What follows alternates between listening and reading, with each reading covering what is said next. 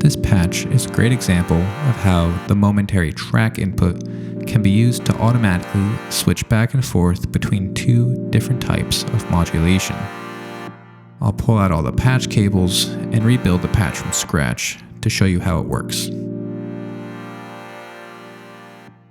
To start, I'm going to take the output of each oscillator, patch it to the input of each low-pass gate, and I'll turn the output up, and we'll hear a steady chord.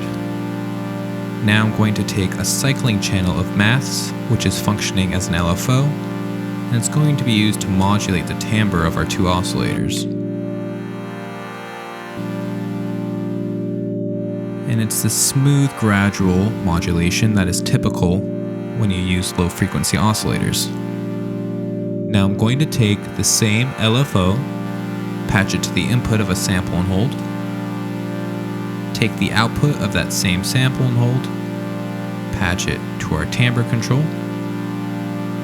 and that sample and hold will be triggered by the end of cycle gate output from a second cycling channel of maths, which is cycling quite a bit faster than our other channel.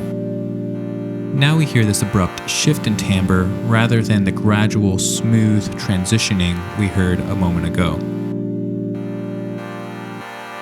We're going to set up a patch that automatically switches back and forth between these two styles of modulation. To do that, we're going to take a few steps back.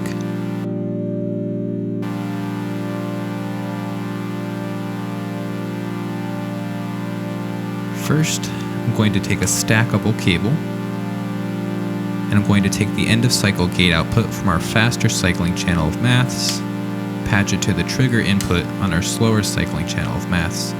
This will synchronize the two channels. Now I'm going to take that same gate and apply it to the sample gate input on our sample and hold. The output of our slower cycling channel of maths will go to the input of our sample and hold, and the output of that sample and hold is going to go back to our timbre control. And we hear that stepped modulation again. The next step is to take the end of rise gate from our slower cycling channel of maths, patch it to the input of our flip-flop style clock divider.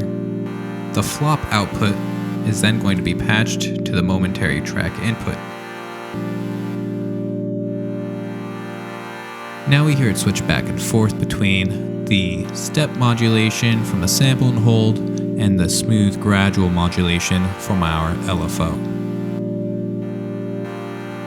To really emphasize this, we're going to use the output of the sample and hold to modulate the level of our two low-pass gates.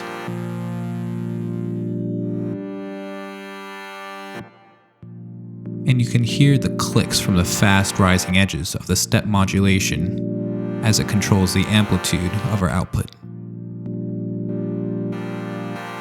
What's happening is that for a slower cycling channel of maths, whenever it finishes the rise portion of its cycle, it produces a gate, which triggers the gate input of our clock divider, causes flop to go high, and whenever there's a gate high at the momentary track input, it causes the output of the sample and hold to perfectly track the signal at the input, effectively bypassing the sample and hold circuitry and the sample and hold effect.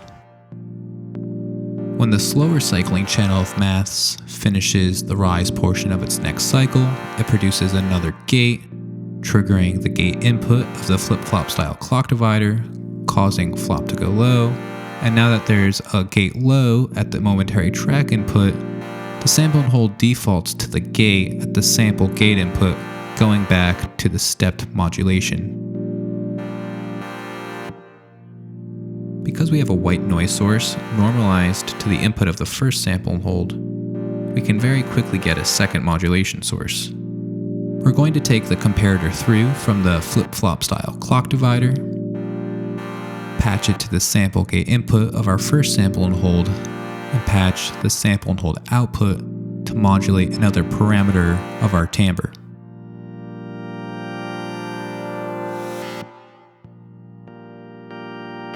And now every cycle of that slower channel of maths, we have a slightly different timbre. The flip output of the clock divider can also function as a modulation source.